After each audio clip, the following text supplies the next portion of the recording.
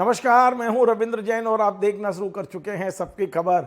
आज मैं मध्य प्रदेश के 38 दल बदलू विधायकों का पूरा रिपोर्ट कार्ड लेकर आया हूं, यानी कि उनका पूरा लेखा जोखा लेकर आया हूं।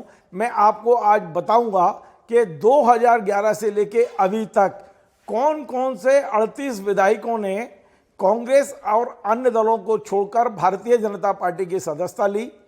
अब भारतीय जनता पार्टी में जाने के बाद कितनों का राजनीतिक भविष्य चमका है, कितनों का सितारा डूबा है, कौन इस समय राजनीति के मैदान में है और कौन राजनीतिक बियावान में खो चुका है। आगे बढ़ने से पहले मैं एक बात स्पष्ट कर दूं कि आज इस खबर को फ्री प्रेस में उनके स्थानीय संपादक नितिन शर्मा जी ने ब्रेक किया है, छापा है, और मैं इस खबर का क्रेडिट भी उन्हें देना चाहता हूं। आज मैंने नितिन शर्मा से इस खबर की समीक्षा भी की है, बातचीत भी की है, वो पूरी बातचीत मैं आपको सुनवाऊंगा। लेकिन पहले मैं आपको ये बता दूं कि 2011 में दल बदल की शुरुआत हुई थी। मध्य प्रदेश विधानसभा में कांग्रेस के जो उपनेता थे राकेश सिंह चौधरी, उनसे राकेश चौधरी ने चलती विधानसभा के बीच में कांग्रेस छोड़ी और बीजेपी में गए थे। हालांकि उनका भी अब राजनीतिक जो भविष्य है वो कहीं ना कहीं प्रश्न चिन्ह लगा हुआ है।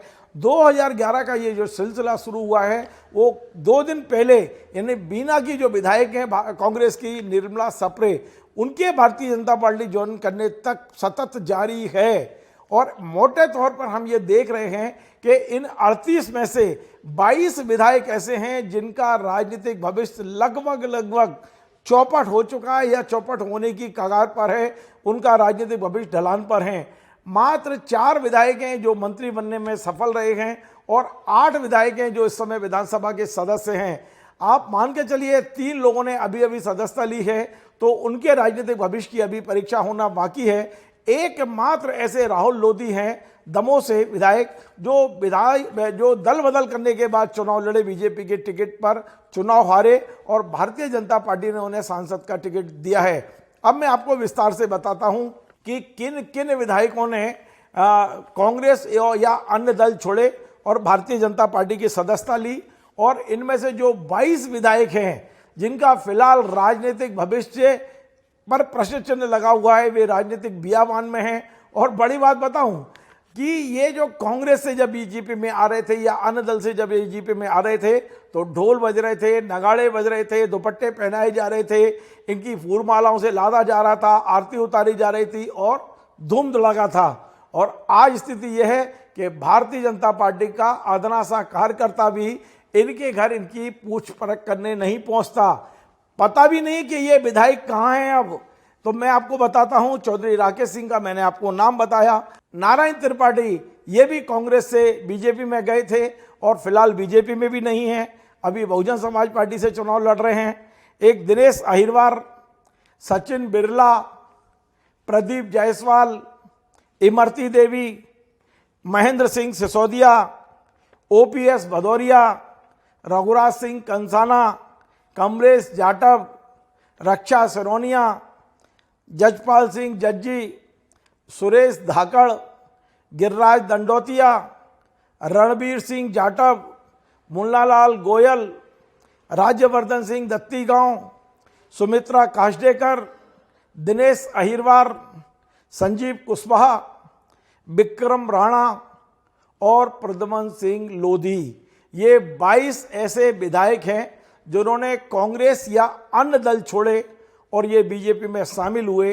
अब ये कहीं के नहीं हैं और आप व्यक्तिगत इनसे बात कर लो, पूछ लो कि भारतीय जनता पार्टी में इन्हें कितना सम्मान मिल रहा है, ये कितने खुश हैं। इन पर 3 तरफा चोट पड़ रही है। पहला, कांग्रेस इन्हें गद्दार मानती है, कांग्रेस ने इनके ऊपर एक सिक्का लगा दिया है, सील लगा दी है कि इन्होंने 40-40, 45-45 करोड़ रुपए में ये बिके हैं और कांग्रेस गद्दार मानती है।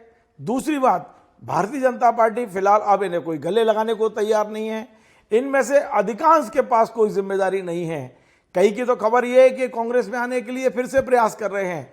इनमें एक महिला विधायक ऐसी है जो पिछले दिनों, जिसका ऑडियो जारी हुआ है, जो लोकसभा चुनाव में बीजेपी के बजाय कांग्रेस के लिए काम कर रही, उनकी मदद कर रही, ये सारी चीजें सामने आई हैं। और तीसरी चोट जनता की पड़ी है कि जनता ने भी इन्हें एक तरह से नकार दिया है। तो 3 तरफा चोट है। कांग्रेस गद्दार बोलती है, बीजेपी गले नहीं लगाती है और जनता ने इन्हें नकार दिया है। अब मैं आता हूं उन 12 विधायकों पर जो जिनमें से 4 मंत्री बनने में आज भी सफल हैं।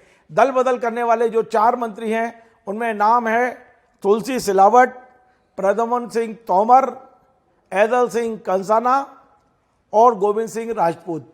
4 में से 3 सिंधिया जी के हैं। ऐदल सिंह कंसाना अपने दम पर चुनाव जीत कर आए हैं। 8 ऐसे विधायक हैं जिनका नाम मैं पढ़ के सुनाऊंगा। ये मंत्री बनना चाहते हैं, रोज प्रयास करते हैं, लेकिन डॉक्टर मोहन यादव की सरकार में इन्हें कोई मंत्री तो छोड़िए निगम अध्यक्ष बनाने को तैयार नहीं है। इन विधायकों में हैं प्रभुराम चौधरी, हरदीप सिंह डंग, ये मंत्री रह चुके हैं, पहले कमलनाथ सरकार में रहे हैं, ब्रजेंद्र यादव, बिसाऊलाल सिंह, संजय पाठक, नारायण पटेल, सचिन बिरला और राजेश शुक्ला। ये 8 ऐसे लोग हैं जो दल बदल कर आए थे और आज ये विधायक तो बन गए हैं, लेकिन भारतीय जनता पार्टी ने इन्हें कोई बहुत बड़ी जिम्मेदारी दी हो, भारतीय जनता पार्टी में ये दूध में शक्कर की तरह मिल गए हों, ऐसा कोई समाचार अभी तक नहीं है। तो मैं आपको बता दूं कि एक राहुल लोधी सांसद का चुनाव लड़ रहे हैं, 12 में से 4 मंत्री हैं, 8 विधायक हैं और 22 का राजनीतिक ढलान पर है। अब मैं उन 3 विधायकों की बात कर रहा हूं जो लोकसभा चुनाव की घोषणा के बाद कांग्रेस छोड़कर बीजेपी में आए हैं। एक है कमलेश साहा, दूसरे हैं रामनिवास रावत और तीसरी हैं बीना से निर्मला सप्रे। इन तीनों को अब भारतीय जनता पार्टी चुनाव लड़वाएगी। उपचुनाव होंगे मध्य प्रदेश में। अब क्या होगा क्या नहीं होगा, क्योंकि जो चर्चा है वो मैं आपको बता दूं बड़ा क्लियर कि रामनिवास रावत को छोड़कर ये जो 2 और है निर्मला सप्रे और कमलेश शाह, इनकी जीत पर अभी से सवालिया निशान है, क्योंकि कमलेश शाह की पूरी राजनीति कमलनाथ जी के दम पर चलती रही है। इन्होंने बीच चुनाव में कमलनाथ जी के साथ एक तरह से धोखा नहीं कह सकता, उन्हें छोड़ दिया, ये कह सकते हैं कि कमलनाथ को छोड़ दिया है इन्हें। और अब देखते हैं कि क्या कमलनाथ जी के चाहे बगैर कमलेश शाह क्या अपनी सीट से द्वारा जीत कर आ पाएंगे।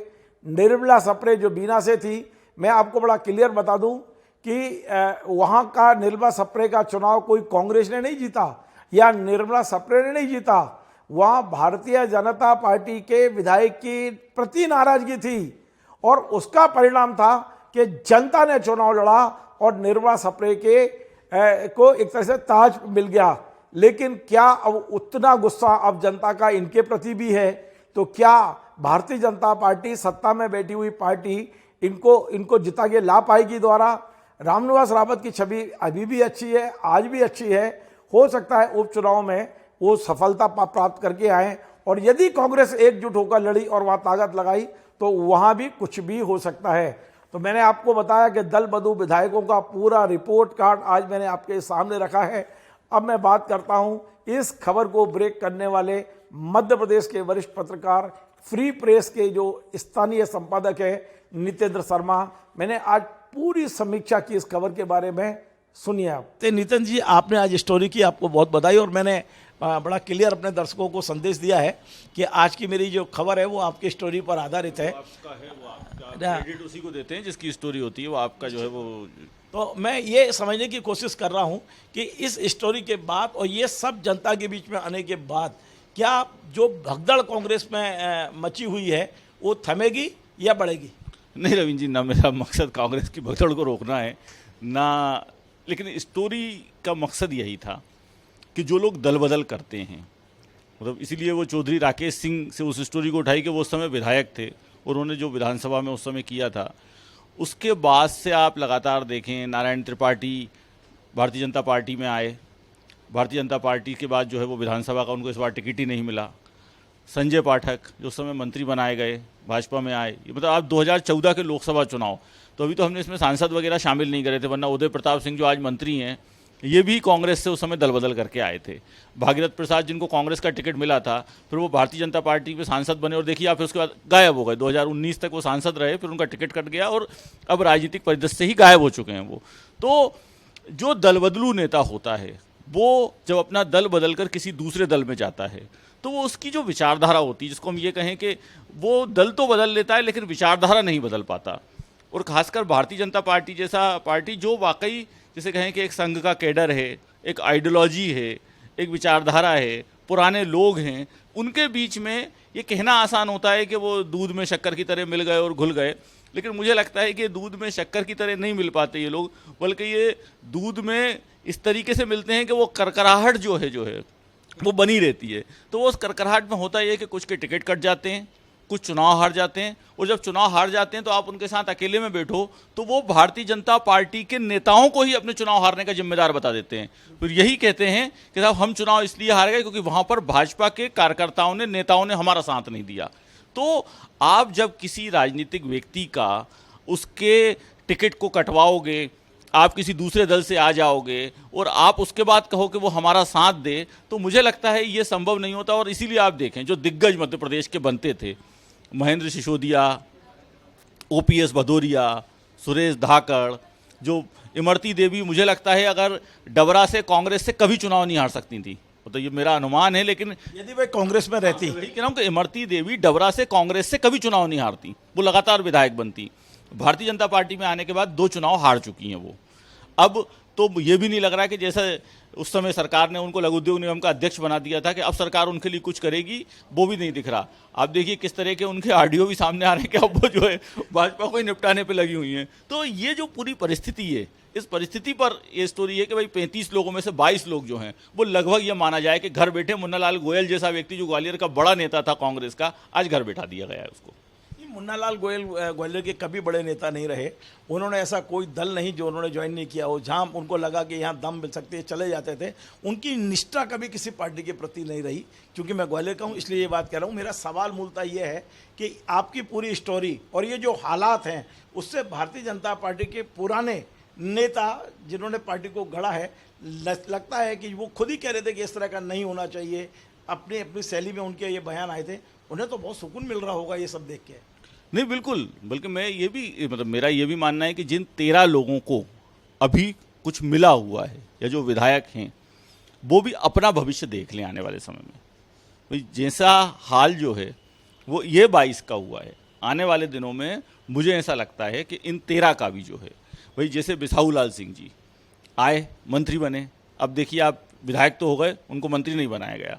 संजय पाठक मंत्री नहीं बनाया गया, राजेश शुक्ला मंत्री नहीं बनाया गया। तो ये लोग कहीं ना कहीं इसी अरमान में तो लेके आए थे। जैसे अभी ये कहा जा रहा है कि रामनिवास रावत या ये लोग जो हैं वो इसी उम्मीद में तो आए हैं कि उपचुनाव होगा, उपचुनाव के बाद विधायक बनेंगे, विधायक के बाद मंत्री बनेंगे। तो क्या जनता इन लोगों को स्वीकार करेगी? बल्कि मेरा साफ साफ कहना है कि जनता को ऐसे लोगों को स्वीकार नहीं करना चाहिए। आपके इस 35 की सूची में ये 3 लोग जो अभी आए उनका नाम नहीं है? ये उनका नाम नहीं, इनको मिला लेंगे तो बल्कि 38 हो जाएंगे। मैंने इन्हीं 3 लोग, इसमें भी 25 लोग राजनीतिक बियाबान में, क्योंकि अब ये 3 का भविष्य क्या होगा पता नहीं। बिल्कुल, देखिए कमलेश शाह जो हैं उनको राजनीति में कमलनाथ जी ने बनाया, 3 बार टिकट दिया, चुनाव जीते, कमलनाथ जी ने बनाया। रामनिवास रावत जो हैं उनको कांग्रेस में कार्यकारी अध्यक्ष बनाया गया, बहुत सम्मान था। निर्मला सप्रे को टिकट तो कांग्रेस ने ही दिया ना, अगर तुम कांग्रेस से विधायक नहीं होती तो क्या भारतीय जनता पार्टी तुमको ले रही थी? तो ऐसे समय में, चुनाव के दौर में, चुनावों के समय में अपनी पार्टी को छोड़ देना, दूसरा दल ज्वाइन कर लेना, मतलब मेरे हिसाब से तो इसको धोखे के अलावा कुछ नहीं कहा जा सकता। नितिन जी, आपको नहीं लगता कि ये जो 22 लोग एक तरह से जो पटरी से उतर गए हैं या राजनीतिक बियाबान में चले गए हैं, इन्हें जनता ने पहुंचाया है? जनता नाराज थी क्योंकि जनता ने जब चुनाव हराया तभी ना ये मुख्य धारा से अलग हुई है। बिल्कुल भाई, आप देखिए ना, इसीलिए जो पहला उपचुनाव हुआ था, 28 उपचुनाव जब हुए थे, उसी में कई लोग तो उसी में बाहर हो गए थे ना। गिरिराज दंडोतिया जैसे लोग, रणवीर जाटव जो हैं, ये तो उसी समय ही बाहर कर दिए गए थे ना। मतलब जनता कुछ जगह पर हो सकता है वहां पर विकल्प नहीं हो तो कुछ लोगों को जिता दिया हो, लेकिन यदि आप एक दल से दूसरे दल में जाते हो और चुनाव लड़ते हो उसी समय उसी पार्टी से, तो जब आप पार्टी बदल लेते हो, उसी क्षेत्र से वापस पहुंच जाते हो, आप कांग्रेस को गाली बक रहे थे, आप भाजपा को गाली बक रहे थे, फिर आप कांग्रेस का समर्थन करते हो, आप भाजपा का समर्थन करते हो, मतलब इस तरह का जो दल बदल है ये बहुत ही अटपटा दल बदल है। मतलब इसको बड़ा अजीब सा दल बदल है कि एक व्यक्ति कांग्रेस का पट्टा पहन के घूम रहा था और उस क्षेत्र में तुरंत उसी दिन शाम को जो है वो भाजपा का पट्टा पहन के घूमने लगता है। तो साफ तौर पर ये जनता के साथ, क्योंकि जनता ने जब आपको मैंडेट देती है, जैसे अभी भी लोकसभा चुनाव चल रहे हैं, पब्लिक यदि वोट दे रही है तो पब्लिक वोट कैंडिडेट के साथ साथ उस दल को देखकर भी देती है। कोई भी कैंडिडेट अगर अपनी दम पे चुनाव जीत जाता तो 540 में से 500 निर्दलीय जीतते, लेकिन ऐसा नहीं होता। पॉलिटिकल पार्टी इसी सरकार बनाती है क्योंकि लोग दल को देखकर चुनाव देते हैं। तो जब दल को देखकर लोगों ने आपको वोट दिया, तो जब आप दल बदल करते हो तो उस जनता के साथ छल करते हो। आपको नहीं लगता कि ये जो दल बदलू हैं इन पर तीन तरफा चोट पड़ रही है? पहली चोट जिस दल से गद्दारी करके आए, आप गद्दारी भी कह सकते हैं क्योंकि वो दल बदल करके आए, विश्वास खो के आए। दूसरी चोट जिस दल में आए वो आपको स्वीकार करने को तैयार नहीं है, गले लगाने को तैयार नहीं है, या आप दूध में शक्कर की तरह मिल नहीं पा रहे हो। और तीसरी और सबसे बड़ी चोट है कि जनता आपको नकार रही है। तो अब इनका निश्चित तौर पे जब तीन तरफा चोट पड़ेगी तो भविष्य अपने आप अंधेरे में जाएगा। देखिए वही बात है कि 35 में से 22 मतलब 70% के लगभग, मतलब 70% के लगभग लोगों को धीरे धीरे करके जनता ने नकार दिया। 70% के लोग बैठे हुए हैं। 8 लोग वो हैं जो केवल विधायक हैं। अभी उस दल में भी विधायक थे, यहाँ भी विधायक हो, उसके अलावा क्या लाभ मिला हमको नहीं पता, लेकिन आप हो विधायक ही अभी भी। 4 लोग मंत्री हैं, वो 4 में से 3 भी मंत्री थे उस सरकार में जब छोड़ के आए थे। तो ऐसा क्या मिल गया मुझको नहीं पता, लेकिन हाँ जनता जो है वो ऐसी चीज़ों को, जब भी आप मतलब आप कभी पब्लिक से हैं वो ठीक है, आप चुनाव कई बार समीकरणों से जीत जाते हैं क्योंकि जो लोग बोलते हैं आपके खिलाफ वो वोट डालने ही नहीं जाते, लेकिन जनता इन बातों को बहुत स्वीकार करती है, ये मुझको नहीं लगता। और खासकर उस चीज़ में कि जब आप एक दल से इस्तीफा देते हो और उसी क्षेत्र से, तो कम से कम मैं तो ये कह रहा हूँ, एक बार और मैंने इस बात को लिखा था, उसमें कुछ लोगों से बात हुई थी कि कुछ ना कुछ अब ऐसा कानून बनना चाहिए कि यदि आप दल बदल करते हो, आप एक पार्टी से इस्तीफा देते हो विधायक या सांसद चुने जाने के बाद, तो आपको उस पूरे टर्म में कम से कम चुनाव लड़ने की पात्रता नहीं होना चाहिए। मतलब यदि आप 2018 में चुनकर आए या 2023 में आप चुनकर आए, आपने आज इस्तीफा दे दिया, अब आप अगला चुनाव जो है वो 2028 में लड़िए, वो पार्टी आपको टिकट दे दे, आप चुनाव लड़िए। लेकिन 3 साल कम से कम 4 साल ऐसे लोगों को उस बीच के टर्म में कम से कम ये कोई कानून होना चाहिए कि ये फिर से उन्हीं लोग चुनाव लड़ लें, दूसरे दल से चुनाव लड़ लें, खर्चा करा दें। अब ये तो एक उनकी हो सकता है वो 6 महीने बाद फिर इस्तीफा देके फिर कांग्रेस में आ जाएं, फिर कहें कि हम एक और उपचुनाव लड़ रहे हैं। इस पर कुछ ना कुछ रोक लगना चाहिए। एक आखिरी सवाल, अभी जो 3 नए विधायक आए हैं कांग्रेस से बीजेपी में, हम बात करें छिंदवाड़ा के विधायक कमलेश शाह की बात करें, हम बात करें रामनिवास रावत की, या निर्मला जो सप्रे हैं, मैंने ये देख रहा हूँ कि छिंदवाड़ा में यदि कमलनाथ जी नहीं चाहेंगे तो शायद वो दोबारा जीत के आना बहुत मुश्किल है। हम रामनिवास रावत की बात करें तो वहाँ उनके खिलाफ ज़बरदस्त माहौल हो चुका है। और बीना में तो स्थिति ये है कि निर्मला सप्रे चुनाव ही नहीं लड़ी थी, उनका चुनाव तो पब्लिक ने लड़ा था क्योंकि बीजेपी के विधायक की नाराजगी थी। तो आपको इनका तीनों का भविष्य क्या लग रहा है कि अब भारतीय जनता पार्टी इनको अगले 6 महीने में चुनाव लड़वाएगी? क्या लगता है कि ये तीनों जीत पाएंगे, या जनता के गुस्से के, जैसा मैंने बताया 3 तरफा चोट है, बीजेपी के लोग स्वीकार नहीं कर रहे हैं, कांग्रेस के लोग गद्दार कर रहे हैं और जनता में नाराजगी है? देखिए आपने बिल्कुल सही कहा, महेश राय को हराने के लिए निर्मला सप्रे को जिताया गया था, पब्लिक जिताया था। रामनिवास रावत को लेकर सहानुभूति थी क्योंकि वो पिछला चुनाव हार गए थे, इसलिए उनको जिता दिया था। तीसरा, कमलेश शाह की बात करें तो अमरवाड़ा में कमलेश शाह को नेता बनाने वाले ही कमलनाथ हैं। तो सबसे पहले अगर अमरवाड़ा की बात करें तो अमरवाड़ा की सीट जीतना उपचुनाव में कमलेश शाह के लिए आसान नहीं होगा, और लोकसभा चुनाव के जब परिणाम आ जाएंगे तो ये बातें और सामने आ जाएंगी कि अमरवाड़ा से भारतीय जनता पार्टी को कितनी लीड मिलती है कमलेश शाह को लाने के बाद, उससे बहुत कुछ साफ हो जाएगा। दूसरा, रामनिवास रावत जो हैं वो चुनाव लड़ेंगे, सत्ता की अपनी ताकत होती है। मैं ये नहीं मानता कि ये तीनों भारतीय जनता पार्टी से चुनाव लड़ेंगे और शायद तीनों हार जाएंगे, मैं ऐसा नहीं मानता, लेकिन हाँ इनमें से यदि एक भी हार जाता है तो आप सोच लीजिए उसके पॉलिटिकल कैरियर की दुकान तो बंद हो गई। भाई जो कोई एक भी हार गया तो उसकी कहानी तो ख़त्म हो गई। 6 महीने में विधायकी जो है वो 4 महीने में चली गई, 5 साल के लिए विधायक चुने गए थे, और उसके बाद हारने के बाद दूसरे दिन मेरा दावा है कि कोई भारतीय जनता पार्टी के नेता उसके घर सहानुभूति व्यक्त करने भी नहीं जाएगा, कोई नहीं जाएगा। उसकी कहानी खत्म उस दिन से जो है वो आपको यहाँ जो है वो घूमता फिरता नजर आएगा फालतू, कोई उसको नहीं पूछेगा पार्टी में। तो अगर 3 में से 1 के साथ भी हुआ, मतलब 1/3 के साथ तो ऐसा हुआ ना, तो इसलिए जो है इन लोगों का उपचुनाव में जाना, सत्ता की अपनी ताकत होती है, स्वाभाविक रूप से सरकार की जब उपचुनाव होता है तो सरकार पूरी ताकत झोंक देती है। लेकिन मैं ऐसा मानता हूं कि यदि कांग्रेस इन सीटों पर आज से वर्किंग शुरू कर दे और ताकत लगा दे तो इन लोगों के लिए कम से कम उपचुनाव जीतना आसान तो नहीं होगा। एक और प्रश्न मेरे दिमाग में अचानक आया है, और यदि ये नहीं पूछूंगा तो अधूरा रह जाएगा। दिग्विजय सिंह जी ने बड़े तरीके से इन दल बदलुओं पर 45 करोड़ रुपए लेने का एक ऐसा आरोप मढ़ दिया है, और वो ऐसा दाग है जो कभी छूट ही नहीं रहा, किसी साबुन से नहीं छूट रहा है। तो आपको लगता है कि इनके राजनीतिक बियावान में जाने में और जनता में इनके प्रति नाराजगी बढ़ने में ये आरोप बड़ा कारगर है जो इनके ऊपर लगा है? इन्हें लिए नहीं लिए कोई सबूत किसी के पास नहीं है, लेकिन अब जनता से पूछो तो जनता बोलती है वो तो 40 करोड़ लेके बैठा हुआ है, उसका तो घर भर गया है, उसके पास तो पैसा रखा हुआ है। और ये आरोप जो जितने लोग आए हैं अब सबके बारे में यही आरोप दोहराए जाने लगा है। बेशक दिग्विजय सिंह ने 26 विधायकों पर लगाया था, लेकिन अब तो जो जाता है उसके बारे में एक जनरल आरोप लगता है ये 40 करोड़ में गया होगा, 45 करोड़ में गया होगा। देखिए क्या होता है कि राजनीति में कोई चीज़ स्थापित हो जाती है।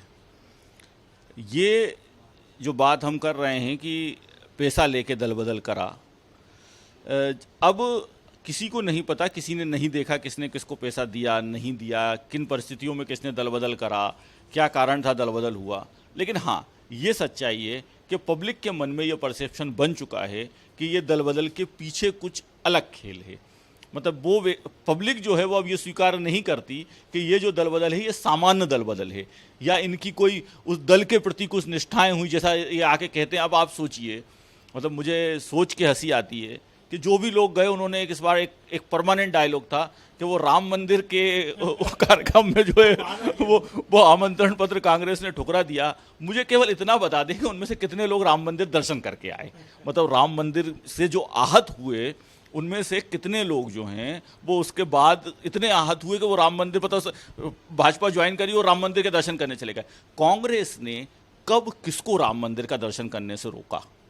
मतलब ये हकीकत है। देखिए, हम कांग्रेस के समर्थक नहीं, लेकिन कांग्रेस ने कभी ये नहीं कहा कि राम मंदिर के दर्शन करने कोई कांग्रेसी नहीं जाएगा, किसी को नहीं रोका। ये जो दल बदल कर रहे हैं, दर्शन करे आते ना भाई, प्रसाद खाते, लड्डू बांटते। मतलब इतने आहत हो गए कि तुमने दल बदल कर लिया, दर्शन करके तो आते पहले फिर दल बदल करते, तो यही बैठ के आहत हो गए, वो दल बदल कर लिया। तो ये जो सारी चीज़ें हैं पब्लिक सब समझती है, जनता सब जानती है। बहुत बहुत धन्यवाद। तो आपने नितिन शर्मा, आज इन्होंने बहुत अच्छी स्टोरी ब्रेक की है कि मध्य प्रदेश में जो बहुत बड़ा दल बदल हुआ है, 35 विधायक जो भारतीय जनता पार्टी में शामिल हुए हैं, उनमें से 22 विधायक अब राजनीतिक बियाबान में पहुंच चुके हैं, और ये देखने के बाद भी 3 नए विधायक कांग्रेस के बीजेपी में आए हैं। उनका भविष्य भी अभी लगता है कि तय होना बाकी है। पर नितिन शर्मा जी ने आज एक बहुत बड़ी बात कही है, उन्होंने सुझाव दिया है चुनाव आयोग को कि ऐसे विधायकों को यदि आपको नियंत्रित करना है तो इन पर 5 साल कम से कम चुनाव लड़ने पर प्रतिबंध लगाएं। 5 साल नहीं लगाते तो कम से कम 3 साल इन्हें राजनीति से बाहर रखा जाए, कम से कम इतनी सजा इन्हें मिलना चाहिए ताकि दल बदल को रोका जा सके और उससे कठोर बनाया जा सके। आपको हमारा ये कार्यक्रम पसंद आए तब इसे शेयर करें, लाइक करें, कमेंट करें, और आपसे बार बार निवेदन है हमारे इस चैनल को सब्सक्राइब अवश्य करें। धन्यवाद।